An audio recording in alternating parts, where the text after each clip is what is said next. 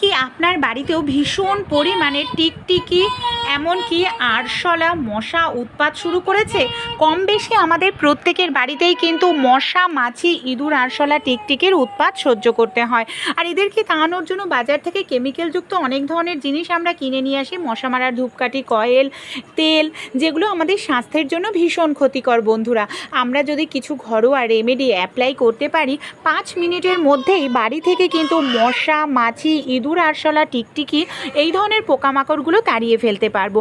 এতে কিন্তু আমাদের মাসের শেষে অনেকটা টাকা পয়সাও বেঁচে যাবে, সেই সঙ্গে আমাদের শরীরে ভয়ঙ্কর রোগ ব্যাধিও বাসা বাঁধবে না। চলুন আজকের রেমেডিটি আমরা দেখে নিই। যদি ভালো লেগে থাকে অবশ্যই কিন্তু আপনারাও বাড়িতে একবার হলেও ট্রাই করে দেখবেন। আশা করছি আপনারাও কিন্তু উপকার পাবেন। যদি খুবই মশার উৎপাত হয় তাহলে একবার আপনারা ইনো আর তেজপাতা এইভাবে ব্যবহার করে দেখুন। শুধু মশা নয় বন্ধুরা, ইঁদুর, আরশোলা, টিকটিকি দেখবেন 2 মিনিটের মধ্যে বাড়ি থেকে দৌড়ে পালাবে। কম বেশি বন্ধুরা আমাদের প্রত্যেকের বাড়িতেই কিন্তু ইনো থাকে, আমরা খেয়ে থাকি। ইনো যদি না থাকে, ইনোর পরিবর্তে আপনারা অন্য জিনিসও ব্যবহার করতে পারেন। এখানে দেখুন আমি নিয়ে নিয়েছি তেজপাতা। কম বেশি আমরা প্রত্যেকেই কিন্তু রান্নায় ব্যবহার করে থাকি তেজপাতা। তেজপাতার মধ্যে এমন কিছু ভেষজ গুণ থাকে বন্ধুরা, যেটা আমাদের বাড়ির থেকে মশাকে তাড়াতে ভীষণ সাহায্য করে। কিভাবে ব্যবহার করলে তেজপাতার থেকে এত উপকারিতা গুণ পাবো। এখানে আমি একটি পাত্র নিয়ে নিয়েছি। পাত্রের মধ্যে তেজপাতাগুলোকে এইভাবে আমি ছোট টুকরো করে নিলাম। এবার আমি এখানে আরও একটি জিনিস ব্যবহার করছি।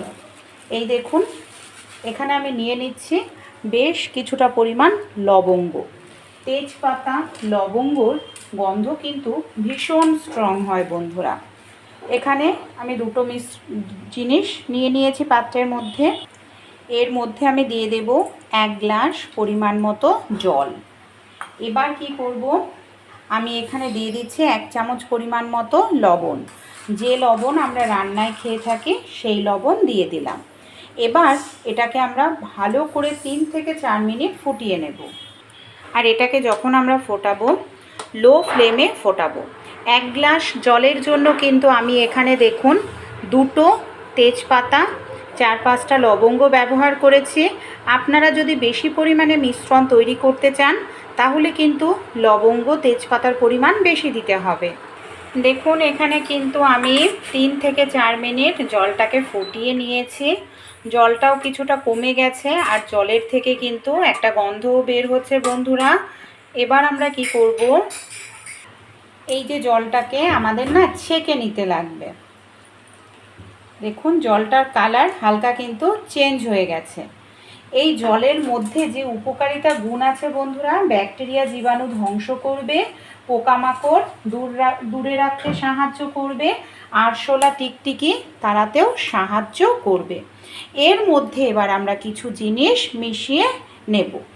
সবার প্রথমে যে জিনিসটা মেশাবো বন্ধুরা, আমাদের বাড়িতে দেখবেন এই ধরনের অনেক ওষুধ থাকে, যে ওষুধের ডেট শেষ হয়ে গেছে, কোনো কাজেই আমরা ব্যবহার করি না, সেই ধরনের ওষুধ নিয়ে নেবেন। সে লিকুইড ওষুধ হোক কিংবা ট্যাবলেট হলে আপনাদের গুঁড়ো করে নিতে হবে। এখানে আমার কাছে এই ওষুধটা দিয়েও দেখুন খুব ভালো করে এখানে মিশিয়ে নিচ্ছি।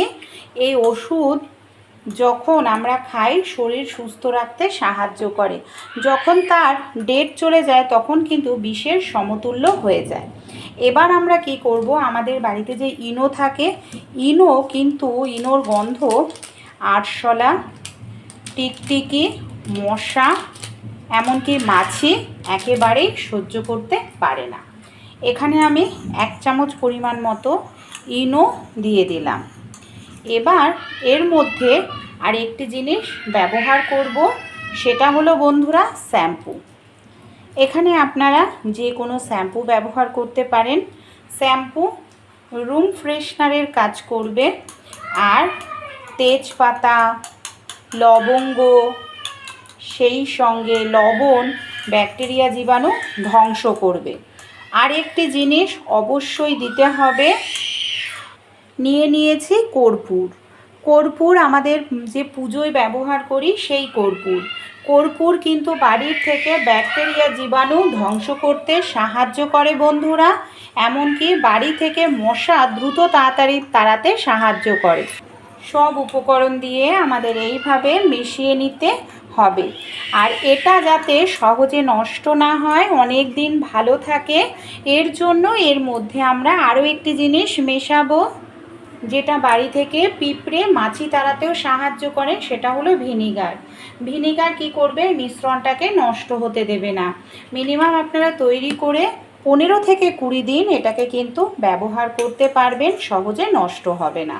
চাইলে আপনারা আরও বেশি পরিমাণেও তৈরি করে নিতে পারেন। মিশ্রণটা আমাদের এখানে রেডি হয়ে গেছে।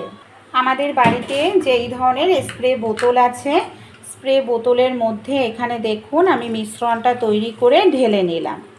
কোথায় এটাকে কি কাজে আমরা ব্যবহার করব চলুন তাহলে দেখে নিই। অনেক সময় দেখবেন আমরা যেখানে সবজি কাটি, মাছ কাটি, সেই সব জায়গায় মাছি ঘোরাঘুরি করতে থাকে, পিঁপড়ে চলে আসে। সেই সব জায়গাতেও আপনারা যেখানে মাছি উড়ছে একটুখানি স্প্রে করে দিন, তারপর সেই জায়গাটা মুছে নেবে। ঘর মোছার সময় মেঝেতেও যদি আপনারা দিয়ে দেন, দেখবেন মেঝেতে পিঁপড়ে মাছির উৎপাত একেবারেই হবে না, সেই সঙ্গে মশাও কিন্তু দেখতে পাবেন না। আপনাদের বাড়িতে যেই সব জায়গায় বেসিন সিঙ্ক রয়েছে, সেই আনাচে কানাচে সব জায়গাতে মিশ্রণটা প্রত্যেক দিন 2 বেলা করে স্প্রে করতে হবে। বেসিন বা সিঙ্কের পেছন দিকটাতেও মিশ্রণটা আপনারা স্প্রে করে দিন। আপনাদের বাড়িতে যে পর্দা রয়েছে, পর্দাতেও আপনারা যদি এইভাবে মিশ্রণটা স্প্রে করে দিন, দেখবেন আর কখনোই কিন্তু জানলা দিয়ে সন্ধেবেলায় বা রাত্রিবেলায় মশার উৎপাত হবে না। এইভাবে আপনারা গ্রিলের মধ্যেও কিন্তু মিশ্রণটা স্প্রে করতে পারেন।